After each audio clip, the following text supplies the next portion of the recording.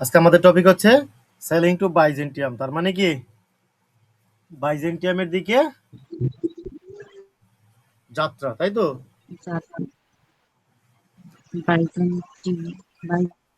উচ্চারণটা কি? বাইজেন্টিয়াম বলো উচ্চারণটা কি হবে? বাইজেন্টিয়াম হ্যাঁ, বাইজেন্টিয়াম। to Byzantium. বাইজেন্টিয়াম।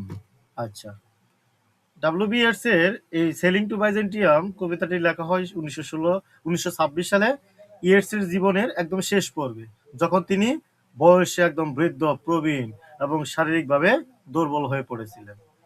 এটি এমন সময়, মানে এটি এমন এক সময় যখন ইয়েটস অনুভব করে যে মানব জীবন হইতেছে ক্ষণস্থায়ী এবং যৌবনের আনন্দ কেবল কি দেহ সর্বস্ব, মানে যখনই পাবে সেটি তখনই ওই অনুভবটা থাকে। সময়ের বা বয়সের সাথে সাথে সেটা কি শেষ হয়ে যায়। তিনি বুঝতে পারেন বয়সের সাথে সাথে শরীর ভেঙে যায়, কিন্তু আত্মাটা চিরন্তন এবং কি সৌন্দর্য খুঁজে। এই উপলব্ধি থেকে ইয়েটস এই সেলিং টু বাইজেন্টিয়াম কবিতাটা লিখেছেন, যেখানে তিনি মানে এই বৃদ্ধ বয়সেও আধ্যাত্মিক যাত্রার একটা পরিকল্পনা করে। অর্থাৎ তিনি বৃদ্ধ বয়সে বসে যৌবনের সে একটা কল্পনা করে, শরীরের জগৎ ছেড়ে সে আত্মার মুক্তির পথে যাত্রা করতে চায়। তাহলে এখানে বাইজেন্টিয়াম যায় জিনিসটা কি, বাইজেন্টিয়াম হচ্ছে একটা জায়গা, কিন্তু এখানে কবিতার ক্ষেত্রে এটা প্রতীকীভাবে তুলে ধরা হয়েছে, যেটাকে বর্তমানে ইস্তানবুল যে জায়গাটা সেটি হচ্ছে বাইজেন্টিয়াম। মনে রাখবে? জি ভাই। আচ্ছা, দেখো এখানে আমরা কিছু তথ্য জেনে নেই। প্রথম হইতেছে বাইজেন্টিয়াম কি। বাইজেন্টিয়াম হলো প্রাচীনকালের একটা ধর্মীয় বা সাংস্কৃতিক শহর, যেটা আজকের ইস্তানবুল। ইয়েটসের কাছে এটা একটা প্রতীকী চিহ্ন, অর্থাৎ চিরন্তন জ্ঞান, শিল্প, আধ্যাত্মিকতার একটা স্থান। এখানে মৃত্যু নাই, কেবল আত্মার শান্তি এবং অমরত্ব রয়েছে। তারপর হইতেছে কবি আরেকটা শব্দ উল্লেখ করছে, গ্রেসিয়ান গোল্ডস্মিথ। গ্রেসিয়ান গোল্ডস্মিথ, এগুলো শর্ট প্রশ্নের ক্ষেত্রে পাবা। এখানে গ্রিক স্বর্ণকাররা অমর শিল্পকলা তৈরি করতো, যেমন গানের পাখি, যা কখনো নষ্ট হয় না। তার মানে গ্রিক স্বর্ণকার, আগেকার স্বর্ণকার যারা ধরো একটা শিল্পকলা বা একটা গানে পাখি তৈরি করছে স্বর্ণ দিয়ে, সে মানে তার ঠোঁটটা হা করা আছে, সে গান বাজাচ্ছে এরকম। আচ্ছা, এই যে স্মৃতিটা, যেমন তোমাদের পড়াইছিলাম থার্ড ইয়ারে জন কিটসের একটা কবিতা ছিল, কি যেন, আর্টস দিয়ে ওই যে কলসির ভিতরে যে ছবিগুলো থাকে, এগুলো কি কখনো শেষ হওয়ার বা ধ্বংস হওয়ার আর উপায় আছে? হ্যাঁ, গ্রেসিয়ান আর্টস, এগুলো কি কখনো ধ্বংস হবে এই শিল্পগুলো? বলো। কখনোই ধ্বংস হবে না। হ্যাঁ, ইয়েটস চায় তার আত্মা যেন তাদের হাতেই তৈরি এক স্বর্ণ পাখিতে রূপ নেয়, যা চিরকাল কি করবে, গান গাইবে এবং এই জগতের দুঃখ ভুলে যাবে। তারপরে ৩ নম্বর হইতেছে গডস হোলি ফায়ার, ঈশ্বরের পবিত্র আগুন। এটা আত্মার একটা প্রতীক, শুদ্ধ আত্মাকে শুদ্ধ করার প্রতীক। ইয়েটস চায় তার আত্মা যেন মৃত্যুর পর এই পবিত্র আগুনে পুড়ে বিশুদ্ধ হয় এবং মানব জীবনের এই মোহ থেকে তিনি যেন মুক্তি পান। তারপরে ৪ নম্বর হচ্ছে দ্য স্যালমন। স্যালমন একটা মাছ, এটা জ্ঞানের প্রতীক, এটা বারবার জন্মস্থানে ফিরে আসে, এটা চক্রের প্রতীক এবং প্রজ্ঞা ও অভিজ্ঞতার ইঙ্গিত দেয়। ইয়েটস এই মাছকে আধ্যাত্মিক জ্ঞানের প্রতীক হিসেবে ব্যবহার করছে। তবে আমরা এখানে ৪টা মূল তথ্য জেনে নিলাম, বাকিরা কবিতার ক্ষেত্রে আমাদের এই নামগুলো কেন আসছে সেগুলো আমরা পাবো। ক্লিয়ার? জি ভাইয়া। তাহলে চলো আমরা শুরু করি কবিতাটা। That is no country for old man. এই দেশ কি নয়, এই দেশ আর বৃদ্ধদের জন্য নয়। দ্য ইয়াং, এখন এখানে যুবকেরা in one another's arms birds in the trees, একে অন্যের বাহুডোরে আবদ্ধ থাকে, গাছে গাছে পাখিও থাকে। Those dying generation at their song, ওইসব বৃদ্ধরা তাদের আনন্দ কাছে ক্ষয়িষ্ণু জরা কিছু। অর্থাৎ এই যে যুবকেরা যে একজন আরেকজনকে শক্তি করে ধরে ধরো আনন্দ করতেছে, গাছে গাছে তারা আছে, পাখি আছে, এটা দ্বারা আসলে যৌবনকালকে বোঝানো হয়েছে। তো এদের কাছে বৃদ্ধরা কি ক্ষয়, তার মানে এই আনন্দের কাছে তারা যেতে পারবে না। বৃদ্ধ বয়সে কি যেতে পারবে? না ভাইয়া। আচ্ছা, এখানে কিন্তু একটা কান্ট্রির কথা উল্লেখ আছে। That is no country for old man আছে? বললা না তো। হ্যাঁ, তাহলে এই দেশটা কোন দেশ? বাইজেন্টিয়াম?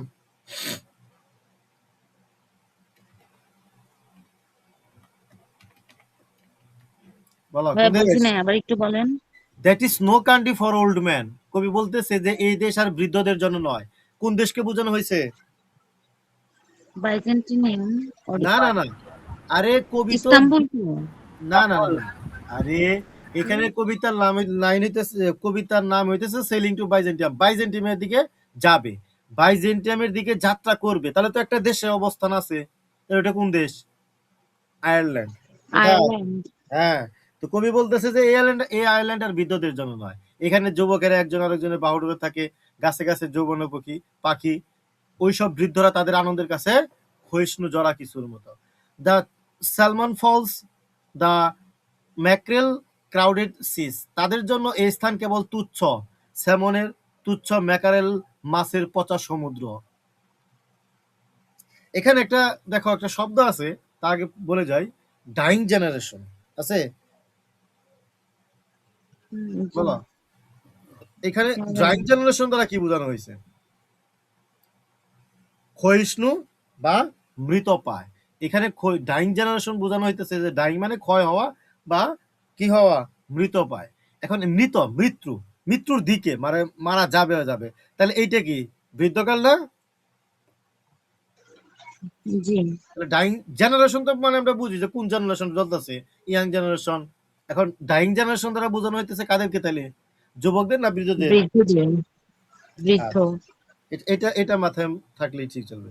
স্যালমন ফিশটা আমরা দেখে আসি। দা দা স্যালমন ফলস তার মানে কি? স্যামন মাছের আবাস, অর্থাৎ এখানে আইল্যান্ডকে বোঝানো হয়েছে। ম্যাক্রেল কাউডের সিস তার মানে কি? সাগরটা ম্যাক্রেল মাছে পরিপূর্ণ। তাহলে এখানেও কিন্তু আয়ারল্যান্ড দেশকে বোঝানো হয়েছে। Whatever is begotten born and dies, এরা গর্ভধারণ করে জন্ম দেয় নতুন প্রাণের, আবার কি হয়ে যায়? ফের। ফের মানে কি? আবার নতুন করে আবার মরে নিঃশেষ হয়ে যায়। Caught in that sensual music all neglect, তাদের এই ইন্দ্রিয় বিলাসের মাঝে অবহেলিত হয় মাউন্টম্যান্টস অফ আনএজিং ইন্টেলেক্ট, চির যৌবনা জ্ঞানের আলো। ক্লিয়ার? আচ্ছা, এখানে আমরা পড়ে যাই যে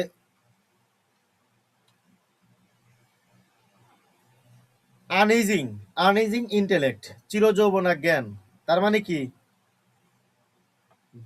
কাকে চির যৌবনা বলা হয়েছে? যেটা চিরকালই থাকবে, জ্ঞানকে কিন্তু বোঝানো হয়েছে। তাইলে কারণ মানুষ বৃদ্ধ হইলেও কি জ্ঞান কখনো বৃদ্ধ হয়? বলো। না। এই জন্য জি বলা না। হয়েছে কি, যে এই যে এই যে এত কিছু হচ্ছে সবকিছুর মধ্যেও অবহেলিত হয় কি চির যৌবনাটা, মানে জ্ঞানের আলোটাকে অবহেলিত হয় বেশি। আচ্ছা, কবি এখানে আয়ারল্যান্ড আর বৃদ্ধ পুরুষদের বলতেছে যে, কবি প্রথমে বলতেছে প্রথম লাইনে যে আয়ারল্যান্ড এখন আর কি নয়, বৃদ্ধ বৃদ্ধদের জন্য মানুষের জন্য আর কি সঠিক সঠিক জায়গা না। জায়গা না। তাহলে আমরা এই স্তবকে কি পাইলাম? এইখানে আমরা কি একটা জিনিস পেলাম যে যে বৃদ্ধ বয়স, কবি এই স্তবকে বৃদ্ধ বয়সে দেখতে পাই, তাই তো? হ্যাঁ। বৃদ্ধ বয়সে কবিকে দেখতে পাই। এখানে প্রথম লাইনে কবি তার নিজ দেশ তথা আয়ারল্যান্ডের কথা উল্লেখ করতে গিয়া দিস নামক শব্দটা ব্যবহার করছে। সরি, দিস নাম ব্যবহার না করে কি করছে? সরি, আমি ভুলে গেলাম, দ্যাট ব্যবহার করছে। এটা দ্বারা সে কি বুঝাইছে? যে তিনি এখন আর তার নিজের দেশে নয়, বরং নিজের দেশকে সম্ভবত বাইরের দূরে কোথাও থেকে দেখতেছে। এই থেকে বোঝা যায় সম্ভবত তিনি বাইজেন্টাইনের দিকে যাত্রা শুরু করছে। তার মানে এখানে দিস যদি বলতো তাহলে সরাসরি বলতাম। দ্যাট বলতে কি, সে অন্য দেশে আছে কিন্তু তার দেশকে উল্লেখ করে বলতেছে যে আয়ারল্যান্ড এখন বৃদ্ধদের জন্য নয়। তার মানে কি, তিনি অলরেডি বাইজেন্টাইনের দিকে যাত্রা শুরু করছে। তো কবি বলতেছে যে কই, যে যেখানে পূর্ণ আত্মা তথা নবী ঈসা আলাইহিস সালাম জন্মেছিলেন। এই স্তবকের মধ্যবর্তী লাইনে কবি বলেন সমস্ত যুবক এবং যুবতী যৌন ও প্রণয়ে বিভিন্ন কার্যকলাপে নিমজ্জিত। অন্যদিকে গাছের মধ্যে পাখিরা নাচ গান করছে। এভাবে এরা সকলে প্রেম এবং কৌতুকে বা তাদের সময়টা কাটাচ্ছে। এই মৃত প্রজন্মগুলো পুরুষ এবং মহিলাদের জন্য প্রজনন প্রক্রিয়া এবং যৌনতার ধারণাটাকে উল্লেখ করে। কবি বলতে চান যে এরা সকলেই আনন্দের সাথে এই জাতির খারাপ কাজে লিপ্ত। তিনি বলছেন যে এই সমস্ত পুরুষ ও মহিলা জলের ঝর্ণা, মাছ, পাখি, সমস্ত প্রাণী তার সমস্ত আনন্দের সাথে দৃশ্যটা উপভোগ করছে এবং তারা ইন্দ্রিয় ও সৌন্দর্য এবং আনন্দের গান গাইছে। কবি এই স্তবকের শেষ দিকে বলেন যে সমস্ত প্রাণীর জন্ম ও মৃত্যুর জন্য বাধ্য এবং তারা জীবন মৃত্যুর এই চক্র থেকে বাঁচতে অক্ষম, মানে বাঁচতে পারে না। কিন্তু কবির ধারণা তারা সকলেই এই চক্রটিকে অবহেলা করছে, কারণ তারা সুন্দর, আনন্দ এবং সংবেদনশীল কার্যক্রমে রয়েছে। কিছুটা বুঝছি? জি ভাইয়া। অর্থাৎ তাহলে আমরা প্রথম স্তবকে একটা ছোট করে বলতে পারি কি, যে কবি বৃদ্ধ এবং যুবকদের মধ্যে কি করছে, একটা তুলনা করছে প্রথম স্ট্যান্ডায়, তাই তো? জি ভাইয়া। আচ্ছা, তারপরে দেখো second স্ট্যান্ডা। An aged man is but A poultry thing. একজন বৃদ্ধ কেবল কি মাংসল কোন প্রাণী। অর্থাৎ এখানে বৃদ্ধ লোক কেবল কি মাংসল কোন প্রাণী, তার মানে তার শরীরটা আছে, তার কি নাই, কোনো মূল্য নাই। বৃদ্ধ বয়সে কার কোনো মানুষের মূল্য থাকে? কম থাকে। এইটাই বলছে যে মাংসল কোনো প্রাণী, মানে মাংস ঠিকই আছে, সে তো মানুষ, তাহলে তো তার শরীরে মাংস থাকবেই, কিন্তু তাকে মূল্যহীন হিসেবে ব্যবহার করা হয়েছে। এ ট্রেটেড কুট আপন স্টিক আনলেস। একটা কঞ্চিত ঝোলানো কোনো সেরা কুট। এখানে কি বুঝো? একটা কঞ্চার উপর যদি একটা কুট থাকে, কঞ্চাটা পড়ে যায়, সেই কুটের কোনো মূল্য আছে? না। তো এইটা তাহলে বৃদ্ধ, এই মূল্যহীন বৃদ্ধ বয়সটাকে কিসের সাথে তুলনা করা হয়েছে? কিসের সাথে? ঝোলানো একটা, কঞ্চিতে ঝোলানো একটা সেরা কুটের সাথে। আনলেস, যদি না, soul clap its hands and sing and louder sing. আত্মা হাততালি দেয় আর গান গায়, উচ্চ স্বরে গান গায়। For every tatter in its mortal dress.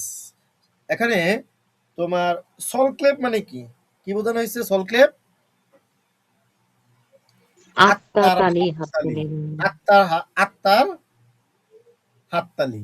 এই সল ক্লেভ দিয়ে একটা কথা আছে, সেটা হইতেছে আসলে এই সল ক্লেভ শব্দটা উইলিয়াম ব্ল্যাকের কথা উল্লেখ করছে সোল ক্লেভ দ্বারা, কারণ এই উইলিয়াম ব্ল্যাক তার মৃত ভাইয়ের আত্মাকে হাততালি দিতে দিতে স্বর্গের দিকে যেতে দেখেছে, এই জন্য ওইখান থেকে এই শব্দটা আসছে। কথা বুঝছো? জি। আচ্ছা। For every matter in its mortal dress. কারণ প্রতিটাই নশ্বর দেহ, এখানে জীর্ণ পোশাক ছাড়া আর কিছুই নয়। Nor is their singing school but studying. এখানে গান গাওয়ার মতো স্কুল নেই, বরং আছে কি শেখার অনেক কিছু। Monuments of its own magnificence, যার নিজ গুণেই গুণান্বিত। And therefore I have sailed the seas and come. এবং তাই আমি তরি ভাসালাম সাগরে আর চলে আসলাম to the holy city of Byzantium. কোথায় চলে আসলাম? বাইজেন্টিয়াম, বাইজেন্টিয়ামের পবিত্র শহরে। আচ্ছা। কবি মনে করে আয়ারল্যান্ড বয়স্ক মানুষের জন্য উপযুক্ত নয়, তাই আত্মাকে জাগ্রত ও শিক্ষিত করতে তিনি বাইজেন্টিয়ামে যাত্রা করেন। কবি বলছেন যে এই বৃদ্ধটি একবার তার আত্মা শিক্ষিত হয়ে গেলে তাকে সুখী হতে হবে এবং আরো জোরে কি করতে হবে, গান গাইতে হবে। কারণ দেখো কি বলছে যে এই বৃদ্ধটি একবার তার আত্মা, বৃদ্ধের যে আত্মা, এই আত্মা যদি শিক্ষিত হয়ে যায় তাহলে তাকে সুখী থাকতে হবে, জোরে গান গাইতে হবে, কারণ তার শারীরিক, এখন তো তার শারীরিক শক্তি নাই, মৃত্যুর কাছাকাছি। তবে কবি বলেন তার আত্মা তখন শিক্ষিত হলেও তার বেঁচে থাকা কঠিন হয়ে উঠবে।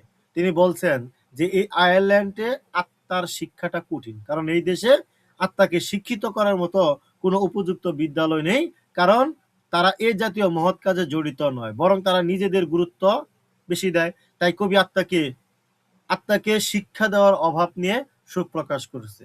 কবি এই স্তবকের শেষ দিকে বলেন তিনি এই দেশে আত্মা শিক্ষার জন্য কোনো স্কুল খুঁজে পাননি, তাই তিনি সমুদ্রের ওপারে পবিত্র শহর বাইজেন্টিয়ামে চলে এসেছেন, যেখানে তিনি আত্মার সত্যিকারের শিক্ষা এবং চিরন্তন শিল্পের সন্ধান পেয়েছেন।